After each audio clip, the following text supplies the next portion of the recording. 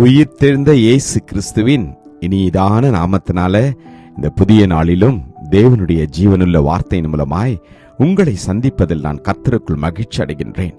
சங்கீதம் 42:1. மானானது நீரோடைகளை வாஞ்சித்து கதறுவது போல தேவனே என் ஆத்துமா உம்மை வாஞ்சித்து கதறுகிறது. Psalms 42:1.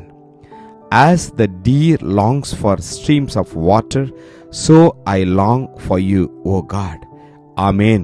இந்த ஓய்வு நாளிலே கர்த்தர் நம்மை பார்த்து சொல்கிறார், எனக்கு பிரியமான தேவனுடைய பிள்ளைகளே, என்னுடைய வார்த்தையின் மேல் நீங்கள் வாஞ்சியாய் இருங்கள்.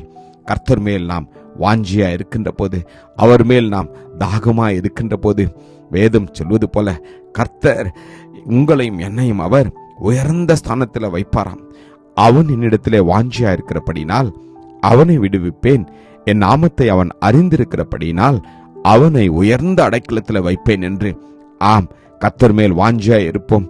அவருடைய வாக்குத்தத்தத்தின் மேல், அவருடைய வார்த்தையின் மேல், அவருடைய கட்டளைகளின் மேல் நாம் வாஞ்சியா இருக்கின்ற போது அவர் உங்களையும் என்னையும் அவர் விடுவிப்பாராம்.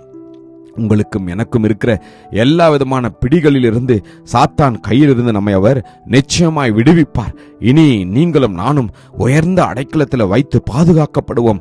காரணம், தேவன் மேல் நாம் வாஞ்சியா இருக்கிறபடினால, அவருடைய வார்த்தையின் மேல் வாஞ்சியா இருக்கிறபடினால கர்த்தர் நம்மை அற்புதமாய் பாதுகாத்துக் கொள்வார். ஆமேன். வேதம் சொல்லுகிறது போல நீங்கள் வளரும்படி புதிதாய் பிறந்த குழந்தைகளைப் போல திருவசனமாகிய கலங்கமில்லாத ஞானப்பால் மேல் வாஞ்சியாயிருங்கள் என்று. ஆமேன். கர்த்தருடைய வார்த்தையின் மேல் நாம் வாஞ்சியாயிருப்போம். இரவும் பகலும் அது நம்முடைய தியானமாயிருக்கட்டும். அந்த வார்த்தையை நான் முழுவதுமாக நம்புவோம், விசுவாசிப்போம். வார்த்தை நம்முடைய வாழ்க்கையாய் மாறட்டும். முழு மனதோடு கூட தேவனுடைய வார்த்தையை நாம் நம்பி விசுவாசிக்கின்ற போது கர்த்தர் நம் ஒவ்வொருவரையும் அற்புதமாய் அவர் நடத்துவார். தேவனுடைய சபையின் மேல் நாம் வாஞ்சியா இருக்க வேண்டும். கர்த்தாவே, உமது ஆலயம் ஆகிய வாசஸ்தலத்தையும் உமது மகிமை தங்கியிருக்கும் ஸ்தலத்தையும் நான் வாஞ்சிக்கிறேன் என்று.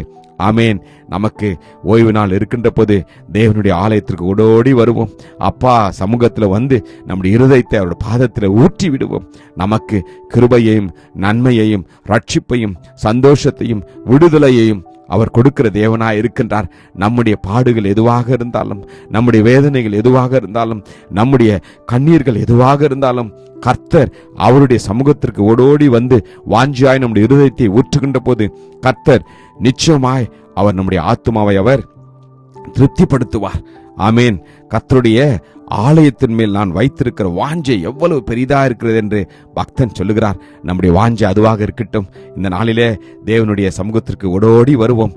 அப்பா உங்களையும் என்னையும் நிச்சயமாய் அவர் ஆசீர்வதிப்பார். மானானது நீரோடைகளை வாஞ்சித்து கதறுவது போல கர்த்தாவே, நாங்கள் உம்முடைய வார்த்தையை நோக்கி உம்முடைய ஆலயத்தின் மேல் நாங்கள் வாஞ்சியா இருக்கிறோம் என்று நாம் ஓடோடி வருவோம். கர்த்தர் உங்களையும் என்னையும் அவர் தம்முடைய கிருபையினால் நிரப்புவார், வழி நடத்துவார். ஜெபிப்போமா? கிருபையும் இரக்கம் நிறைந்த நல்ல தகப்பனே, இந்த நல்ல நாளுக்காக உமக்கு நன்றி அப்பா. ஆம் தகப்பனே, என் ஆத்துமாவே கர்த்தரை ஸ்தோத்திரி. அப்பா, நாங்கள் உம்மை ஸ்தோத்திரித்து உம்முடைய ஆலயத்திற்கு ஓடோடி வருகிறோம் அப்பா.